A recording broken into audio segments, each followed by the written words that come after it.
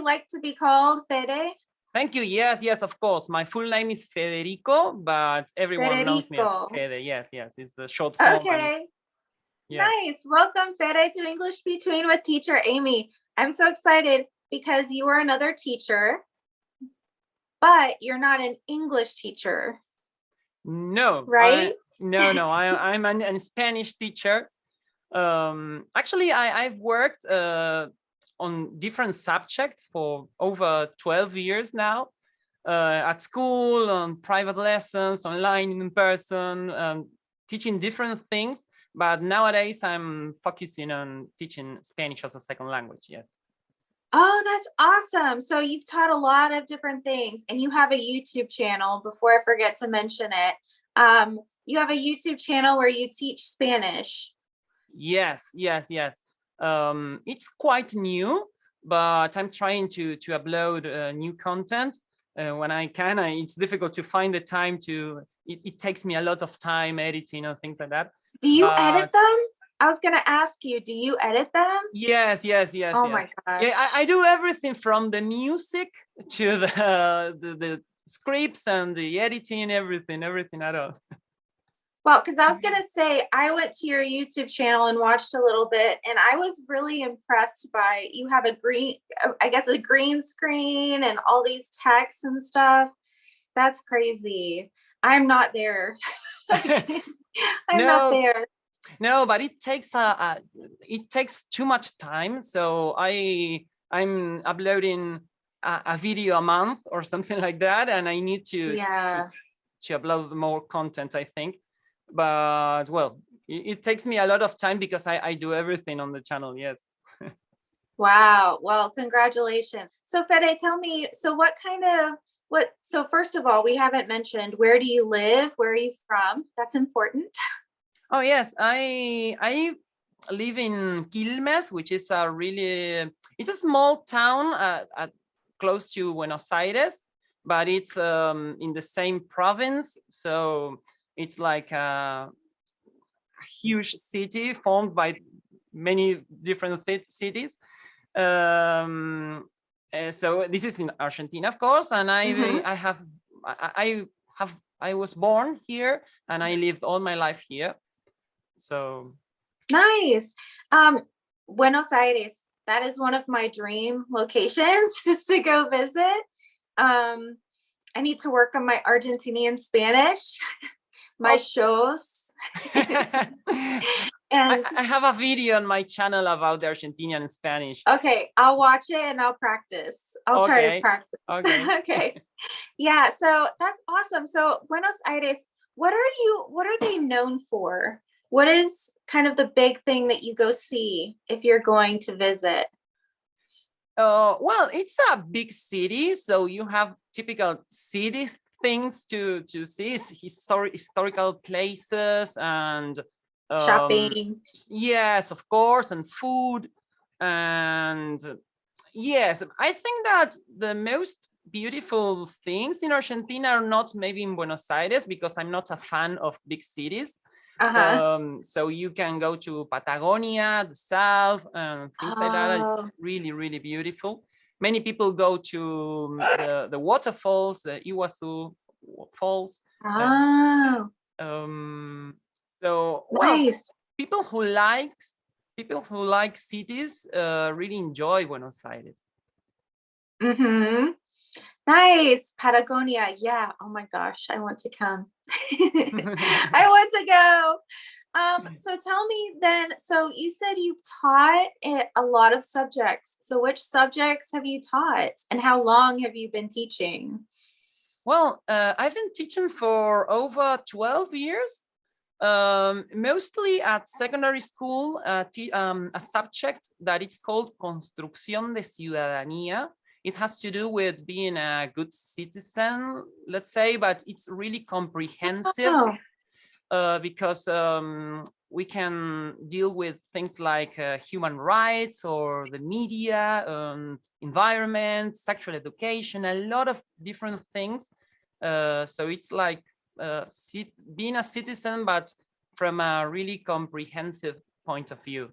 Nice. I'm wondering if we have, do you know if there's an English like version of that? I'm trying to think of a translation or a similar thing. I don't think so. It's this subject has been created when I started teaching. I maybe, yes, 15 years old. This subject Oh, before we didn't have a subject like that. So it's quite new, let's say. Of course, now it's yeah. 15 years old, but it's quite original, I think. I don't know if there are equivalent in other countries. Oh, okay. So is that something that like the Argentinian government, the government of Argentina decided that they wanted, schools to include now? Yes, Um, mhm. yes.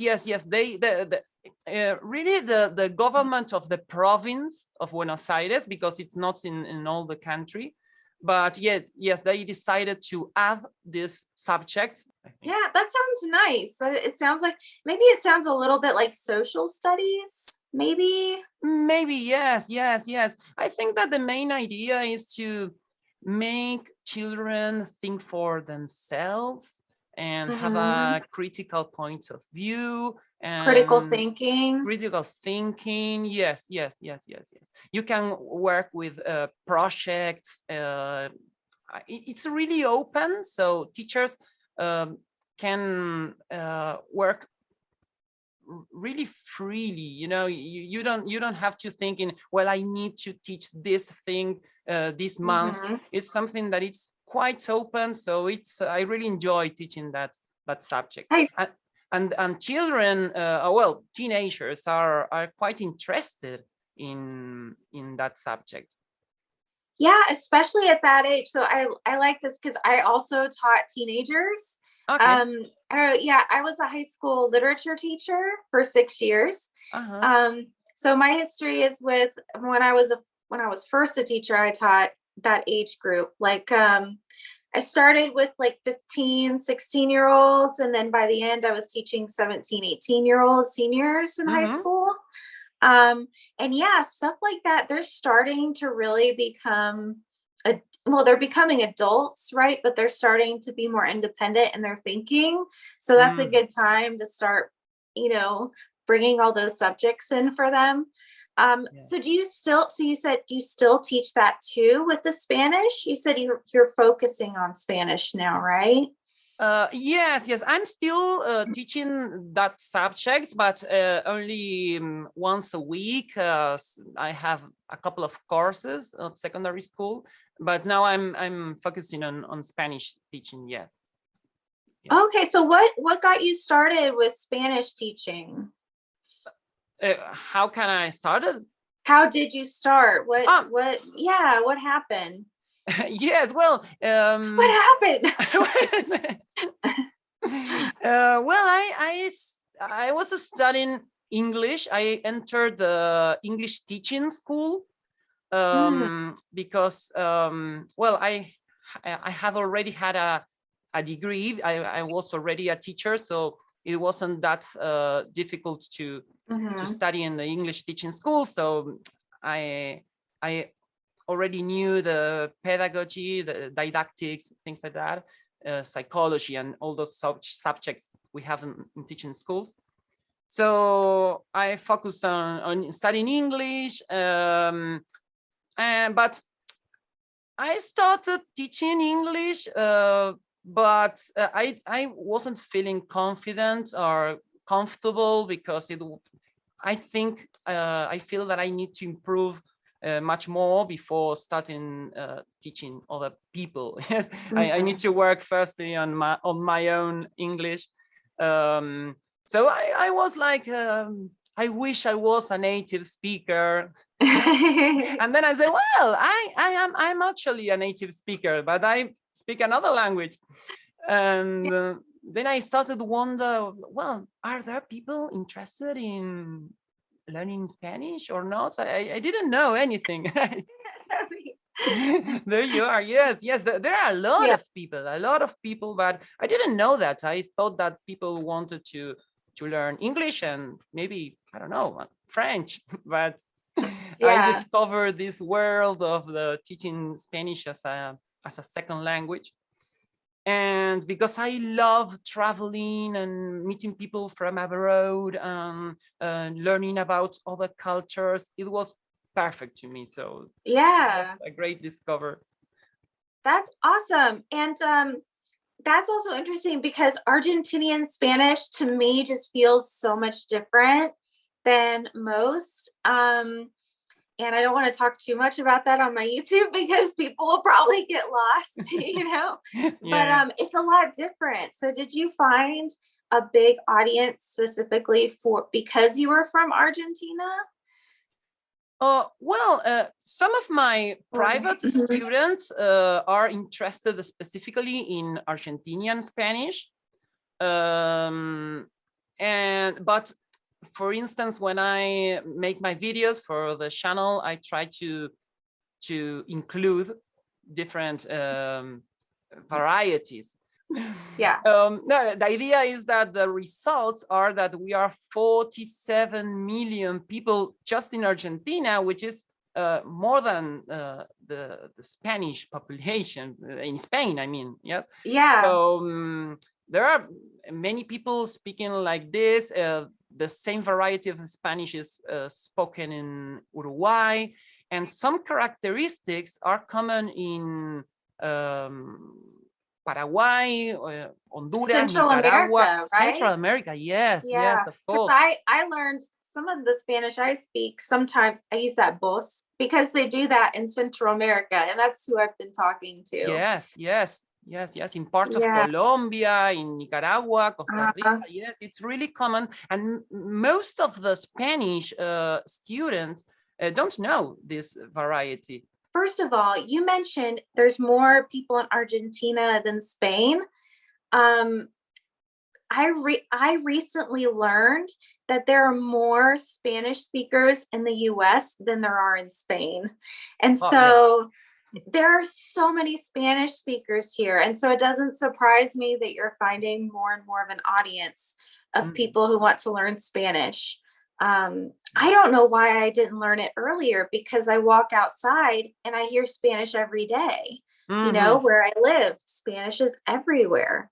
Yeah. Not Argentinian Spanish, but but Spanish is always here. So there's definitely a need for that, for good Spanish teachers. Yes. Yes. We are waiting for them, for good Spanish teachers. Exactly. I know.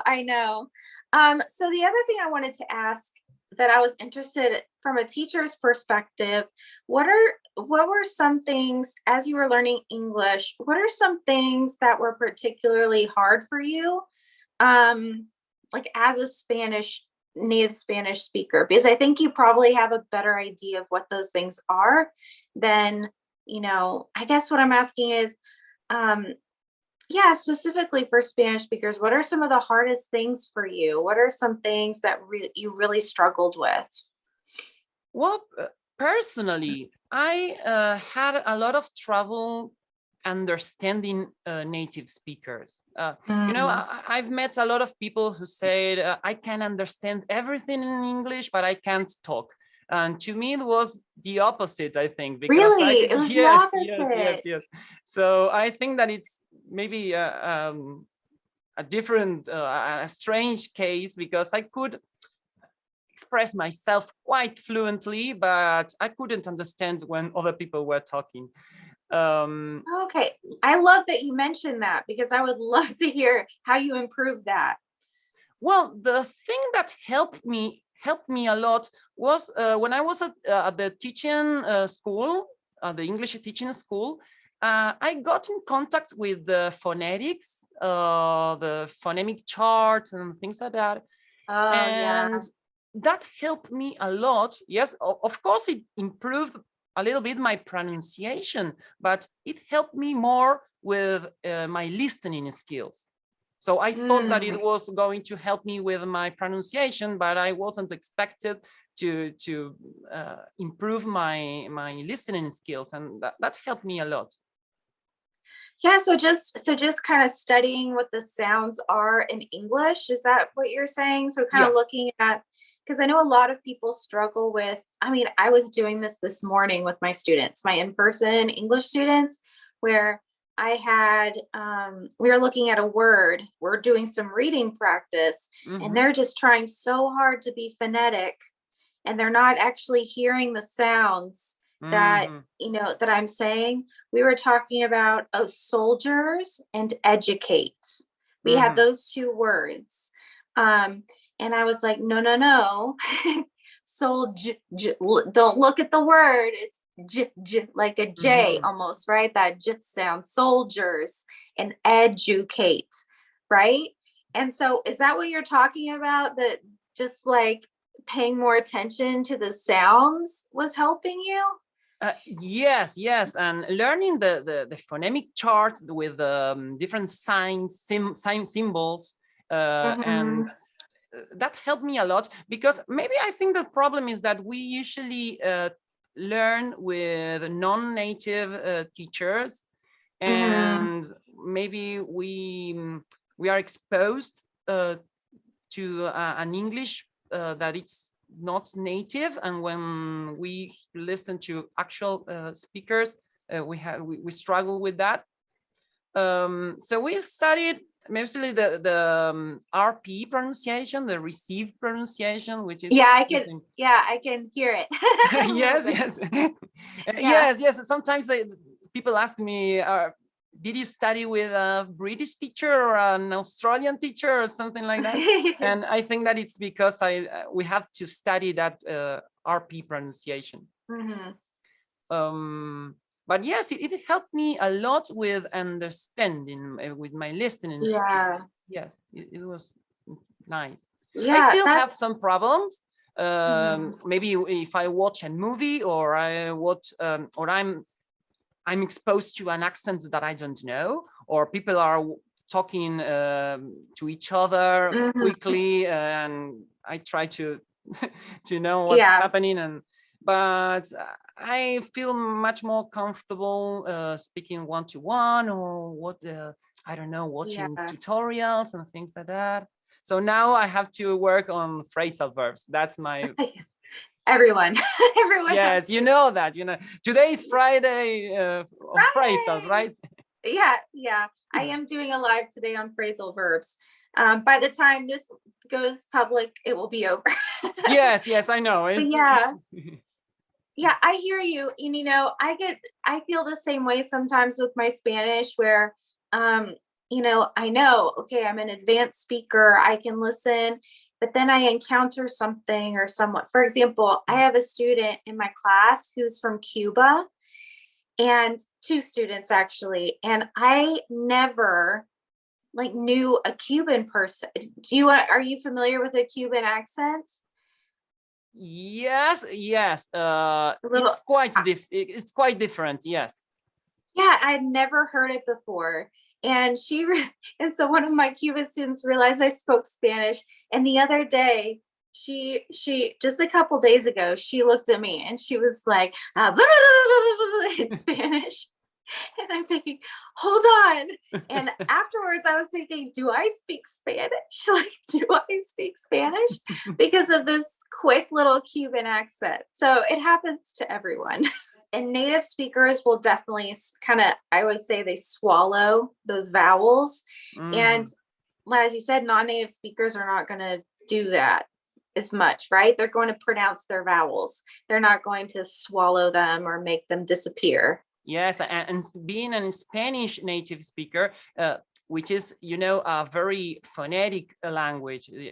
We pronounce almost all the letters that are written, so we tend to pronounce everything we learn, we read, and well, sometimes it's not like that. Yeah, and speaking of which, Cuban Spanish, they also drop their S's at the end sometimes. Yeah, gracias. I don't know, So the other thing I wanted to ask you about is you said that you've traveled a lot, right? Yeah. So where have you traveled? Did you teach while you were traveling? No, it has to do with my teaching job, because my being a teacher at school, we have a lot of time during the summer because we have the summer break, and so we can use that time to travel. But no, just holidays, just to meet people, to know about the different cultures. And yes, I've been to many places. I've been to Cuba, for instance. Nice. Yes, a lot of places in Central America and Southeast Asia, mainly. South Africa, I don't know, many different places. Not many places in Europe. I have never been to the US, for instance, because I'm always looking for hot places. I try to avoid winter, so I try to avoid northern hemisphere. It's too cold. If you say it's too cold here right now, it's hot right now. No, I know. Yeah, I know, but we have our summer break. It's on December, January. So by that time, northern hemisphere is quite cold. Yes, exactly. You have to keep that in mind for your traveling. So you don't like cold at all, huh? So no. Of all the places, I asked someone else this pretty recently, and I kind of wanted to ask you too. Where is a place that really stood out to you as a place that was very interesting, very different, maybe than Argentina, that you just felt like, wow, I'm experiencing something new? Oh, well, that's a good question. I think that in Southeast Asia, maybe Laos, because of course Thailand is really different as well, but I've been there. Have you been there? Yes, it's beautiful. Yeah. It's beautiful. Yeah. But it's a really touristic place. So if you decide to be with other people from America, or I don't know, from the Western culture, you will find a lot of people. Maybe Laos is a little bit less touristic, and you can find places in which everything is different. Another place that was amazing to me was Istanbul in Turkey. Oh, I'm learning a little bit of Turkish right now, so I would love to go. Yeah, well, it was like I was traveling to Southeast Asia, and I had it was like a stopover, but I could stay there for 5 days. And one of the things that I love when I travel is feeling that I'm not home. Yes, some people say I want to feel like home. That in this place you can feel at home. No, I don't want to. To travel. I'm traveling. Yeah. I don't travel thousands of kilometers just to feel like home. I want to feel that I'm on another place. And those little experiences of, I don't know, it's buying something to eat that it's different, and paying with money that is different, a different currency, and asking for this with using a different language, and different smells and different sounds. So Istanbul is a place where you are there, and all the time you feel that you are in Istanbul. Yes, because the sounds, the smells, everything is different, at least from Argentina. Yes. So yes. Yeah. I have four Turkish students right now in my in-person class. And a little while ago, we did a little party for the end of, the school semester. And a couple of them are chefs, like from Turkey. Like Wow. one's a pastry chef and the other one is a chef from Turkey, professional. And they brought in some Turkish food. And I know, and this is where I love my job. Yes. But it was a weird experience for me because I tasted it, and it, for the first time in a long time, I felt like I don't know these flavors. Like it was like flavors, the Turkish flavors were something I had never, like I've never had this spice before. There's not even a hint of familiarity. Yes. You know? So it doesn't matter if it's tasty or not, but it's something new, and that's enough. Yeah. It was tasty too. It was tasty too. Okay. Just in case they much watch better, this. Much better. Yeah. Yeah. It was tasty too. Great, yeah. Great. So Fede, what would you like to do in the future? Because right now you're kind of building, I know you're doing lives, and I know that you have this YouTube channel, you're teaching. So what are you working towards? Is that a hard question? A little bit, yes. Nowadays, I want to focus on my channel. I want to grow my channel. I want to create more content. I want to continue with the live streams as well. That is something new for me, and I'm enjoying it a lot. But yes, I'm not expecting big changes in the future, but I do want to grow my channel. Yeah. And yeah, so if anyone wants to learn Spanish, I'll leave the link in the description for you for the Spanish channel. And do you want to keep traveling? Are you still doing the traveling thing? Yes, yes, of course. Thing? Yes, of course. I didn't travel during the pandemic, so this year I went to Brazil, but just a couple of weeks and something really simple. But now with the restrictions over, I want to start again. Yes, of course. Nice. Yeah. So where's your next destination? What's the next one on your list? I don't know yet. Watch plane ticket prices. Yes, I need to check that. Yes. But I would like to go everywhere. Really. I would like to. Same here. Yeah. Every place on earth has amazing things, I'm sure. Yeah. Oh, and one more last question. Do you speak any other languages besides English and Spanish? No, I'm trying to learn Portuguese. Yeah, I've studied a little bit too. Oh yes, it's yes, me too. It's I started studying before traveling to Brazil. My first travel, it was in 2018, I think. 18. And then after the travel, I didn't continue, then started again. It's a similar language. It's similar to Spanish, but when you listen to people talking, it's really different. So maybe when I read something, I can understand almost everything, but in real life, it's really difficult to. Yeah. I have had the same experience with Portuguese. I can read it okay. I know enough that if I read it, I can kind of recognize it. But yeah, listening, it's much different. Yes. It's beautiful. I would love to speak it. Yes, it is.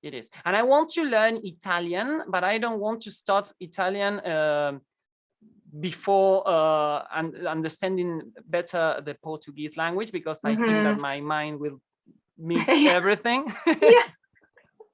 Because I've been learning a lot of different stuff, and I'm waiting to see if it happens, because right now I'm just like, oh, teach me that, teach me that. So yeah, we'll see if my brain explodes. Well, thank you so much, Fede, for joining me. It was so nice to have you here. And thank you. Yeah, first person from Argentina to come on. And and I really enjoy your live streams. If anyone's interested, Fede, you also do live streams on HelloTalk, like I do. Yeah. Spanish with Fede. Spanish by Fede. Spanish by Fede. And I'm there as well, of course. English between. And yeah, that's it.